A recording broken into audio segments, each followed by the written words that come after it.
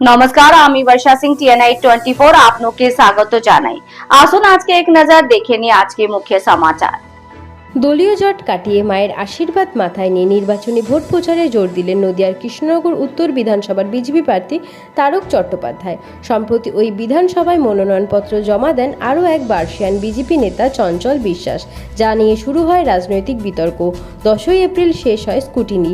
তারপর থেকেই নাম নির্ধারণ হয় কৃষ্ণনগর উত্তর বিধানসভার বিজেপি প্রার্থী তারক চট্টোপাধ্যায়ের নাম।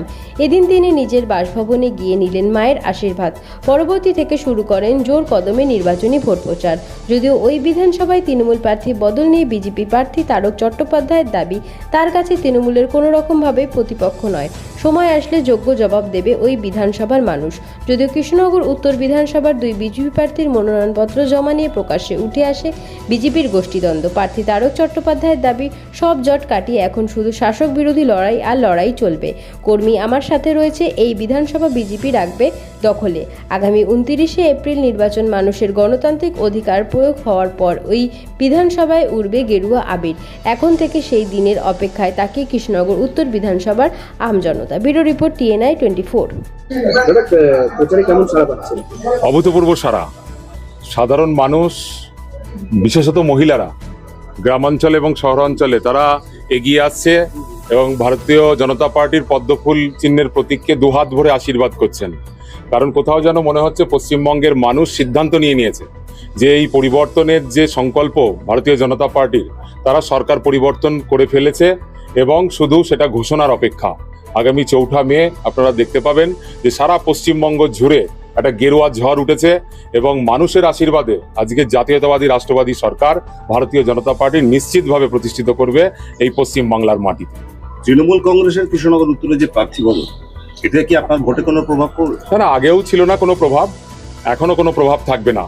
কারণ কৃষ্ণনগর উত্তর বিধানসভার মানুষ বরাবরই আমাদের সত্যব্রত মুখার্জি, যিনি সম্মানীয় আমাদের প্রাক্তন রাজ্য সভাপতি, কেন্দ্রীয় মন্ত্রী ছিলেন এবং এখানকার সাংসদ, তার কাজ সারা এই উত্তর বিধানসভার মানুষ দেখেছে যে একজন জনপ্রতিনিধি তার MP কোটা থেকে কি কাজ করতে পারে। এমন জনপ্রতিনিধিকে তারা দেখছে এখন, যিনি বিদেশে বেশি সময় কাটান, অর্থাৎ মানুষের সঙ্গে মানুষের কাজে তিনি পাশে থাকেন না। তিনি কৃষ্ণনগরের লোকসভার সাংসদ হয়ে তিনি করিমপুরে বসে থাকেন।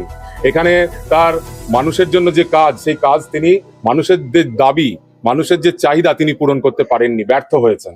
তা সেই জন্য সেই সময় থেকেই ভারতীয় জনতা পার্টির প্রতি নরেন্দ্র মোদীজির যে সমস্ত কাজ, প্রান্তিক গরিব মানুষের উন্নয়নে, শহরের উন্নয়নে, রেল স্টেশনের উন্নয়নে, সেই সব কাজ দেখে মানুষ ভারতীয় জনতা পার্টির সাথে থাকবে। প্রার্থী কোনো ব্যাপার নয়, কিন্তু দুর্ভাগ্যজনক যে একটা শাসক দল তাকে শেষ মুহূর্তে এসে প্রার্থী চেঞ্জ করতে হলো এবং সেখানে যেন কোথাও তারা ভীত এবং সন্ত্রস্ত প্রার্থী নিয়েই তারা দ্বিধাদ্বন্দ্বে ভুগছে যে প্রার্থী ভারতীয় জনতা পার্টির বিরুদ্ধে কাকে দাঁড় করাবে।